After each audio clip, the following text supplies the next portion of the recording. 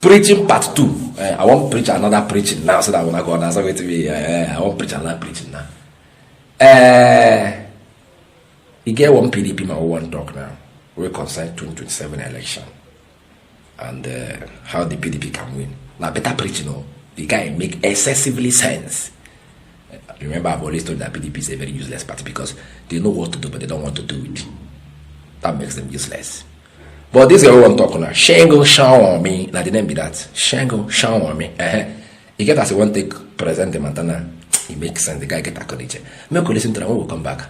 Can you digest this discussion? I'm gonna watch. I am interested in saying very clearly the pathway for People's Democratic Party of Nigeria to win the next election is very clear to me. It's unambiguous. How would that happen? Oh, I will not tell you that completely, but I will just say to you, in the last election, we got 6-point-something million votes. The third person, Peter Obi, who is also a PDP man really, until he went there, got 6.1 million votes. The third person, who is also a PDP man, Kwankwaso, got 2-point-something million votes. Can you not see that it is the votes of the PDP that was fragmented?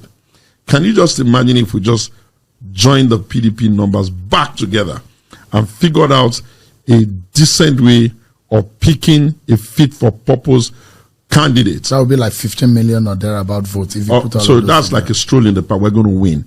And we are not under obligation to keep giving the ticket of the presidential candidacy of PDP to only one individual. Although nobody is preventing anybody from contesting, everybody must be willing, ready, prepared to play by the rule. And part of the thing that political leaders should not do is demarcate their party, forgetting that that same party they wish to demarcate had favored them one times too many. And if you don't get that, then I think you don't stand for it. So it would have been, if Atiku gets the ticket of the PDP, that would have been 3 times back to back. That's not even the point. What about the one we gave him that made him vice president, that made everybody know him? That's twice. Exactly. Add that to the 2 ones that we gave him as presidential ticket. So you are inferring that it may not be fair I am saying for that Atiku to run again in 2027. No. Don't listen, Sheung. Don't let's kid about. What I'm saying is that, you see, the People's Democratic Party, my party, we are a party that allows free contest. We have never been a party where we hold anybody's hand. I mean, can you imagine we keep losing 2023 election? Do you know the kind of contribution they had been making before then? Do you know what type of bills he has been picking on behalf of people before then? But because it was a free contest, everybody came, somebody dropped down for somebody, and another person won, and the result is the result. Of course, people can brood, people can be upset and all that, but that's fine. But in the 2027 too, the People's Democratic Party of Nigeria will open up its rules, will announce when it is time for buying the form. Anybody that feels strong enough to contest should go and contest there. If I were Peter Obi, I'll come and take that ticket. I'll make a very strong stake for that ticket. And I Peter think Obi should return to the PDP. I think that if I were him, I'll make a strong stake for that ticket, because I really do not see why the Igbos. This party was actually conceived in the bedroom of Alex Ekweme. I really do not see why the Igbos and the southern leaders and other leaders of thought in the country, especially in the PDP, cannot say, okay, we accept, we owe a Southeastern debt. Here's the ticket. If Peter can do 6-point-something all by himself, with no governor, no nothing, can you imagine what he would do with 12 governors and a strong grassroots infrastructure? Have you seen the way we do primaries? Our primaries are like movies. They're like a movie set. We don't joke about. It's so choreographed. It's so beautiful. And if we've gone everywhere else. We've not gone to the Southeast. But Peter is at liberties to do as he wishes. So Peter, if Peter Obi goes to the PDP, it's almost like a stroll. It will likely get into the presidency. It will likely get the ticket. I don't know about stroll. Every contest must be, keenly contested. You have to count. You can't count. But it will be easier for him. Because he'll be, if he gets that, if his numbers and his animate energy that is following him were to follow him into the PDP and he was the presidential candidate, I can guarantee you Peter will take the Southeast. Peter will take the South-South. Peter will take the Christian North. Peter will take North Central. Do you know how many votes PDP can bring for him, even without campaigning? Just PDP and people will just come apart. But it doesn't look like Peter would leave Labour Party. It's not reasonable. Listen. You hear him? Claim. He said in the last election at PDP, that them lose the election, that them know as they take lose election. Because check out now, every person that contested, the major candidates that contested with they are all PDP men. Now PDP first the one of them run away. Peter B gets 6.1, Atiku gets 6.9. That's 12 point something million, 13 million, call it 13 million. Conquest will get his own 1 point. You understand?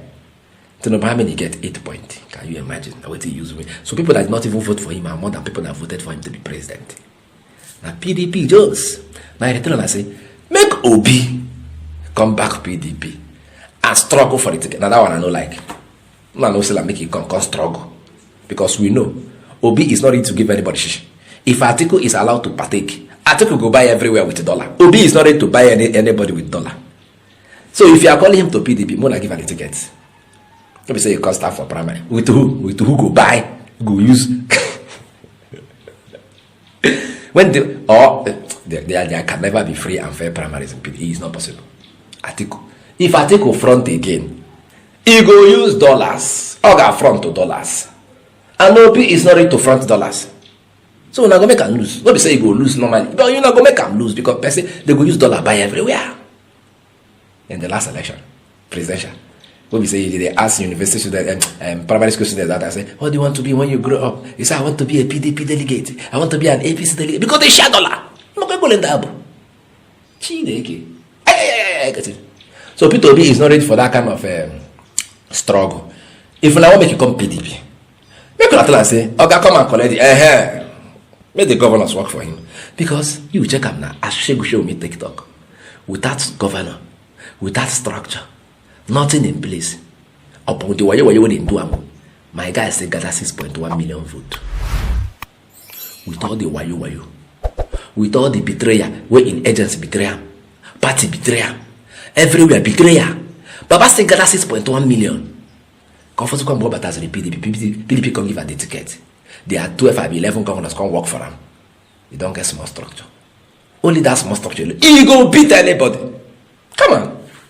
But they don't go look at me. They don't go beg and say, okay, come. Because we are all seeing a solution in P2B. Make no lie.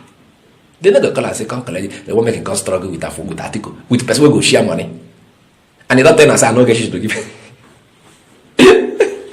Okay, I work. Maybe we now call up. Tell us, say, carry this ticket to go.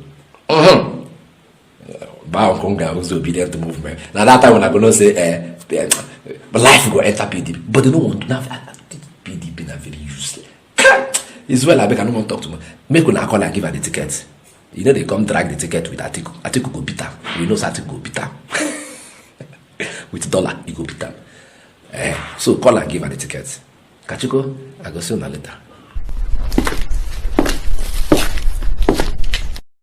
For over a decade, this has been the birthplace of innovation. Innoson Vehicles is a testament to resilience, employing international best practices to create more than just a car. Every vehicle here tells a story of durability, fuel economy and safety. Crafted with the African spirit, the Nigerian heart. These vehicles surrounding me embody the unique concept of regionalization, each one designed to cater to the tastes and preferences of our people.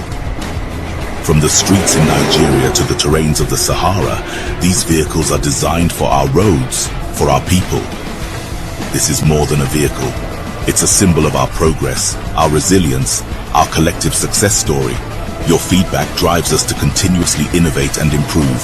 Innoson Vehicle, the pride of African roads.